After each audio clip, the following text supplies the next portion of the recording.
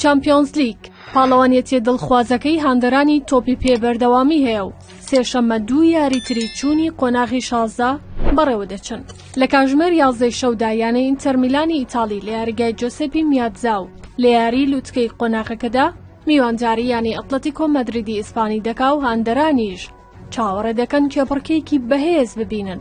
ئینتەر کە لە ساڵی ڕابردوودا پلەی دووەمی پاڵەوانێتیەکەی بەدەستێنا دەیەوێت لەم وەرزەشدا بە ئاستێکی بەرزەوە دەربکەوێ و یەکێکیشە لە پاڵێوراوەکان بۆ گەیشتن بە قۆناغەکانی کۆتایی چامپیۆنز لیگ. لە بەرامبەریشدا یانە ئیسپانیەکە لە مۆرزەدا بە شێوازێکی جیاواز دەرکەوتون و لە ڕووی هێرشبردنەوە کوالیتێکی بەرزیان هەیە و ئامانجیانەوەیە بەرامبەر یانە ئیتاڵیەکە ئەنجامێکی باش بەدەستبێنن تا لە یاری گەڕانەوە ڕوبەڕووی کێشان نەبنەوە.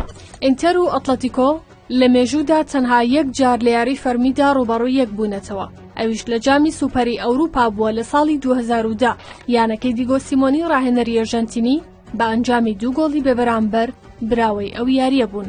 لە هەمان شەودا یانەی برۆسیا دۆرتمۆندی ئەڵمانی لە دەرەوەی یاریگای خۆی ڕوبەڕووی یانەی ئایندهۆڤنی هۆڵندی دەبێتەوە. دۆرتمۆند لە قۆناغی کۆمەڵەکانی ئەم وەرزەی چامپیۆنز لیگ 6 یاری ئەنجامدا بە 11 خاڵ و بە پێشەنگی کۆمەڵەی مەرگ گەیشتە قۆناغی 16. یانەی بەرامبەریش کە ئایندهۆڤنە چاوەڕێی ئەوەی لێ دەکرێت کە ببێتە کێشە بۆ یانە ئەڵمانیەکە لەبەرەوەی لە دوایین یاریەکانیدا ئاستێکی بەرزی پێشکەش کردووە بە تایبەت لە خولی هۆڵەندا.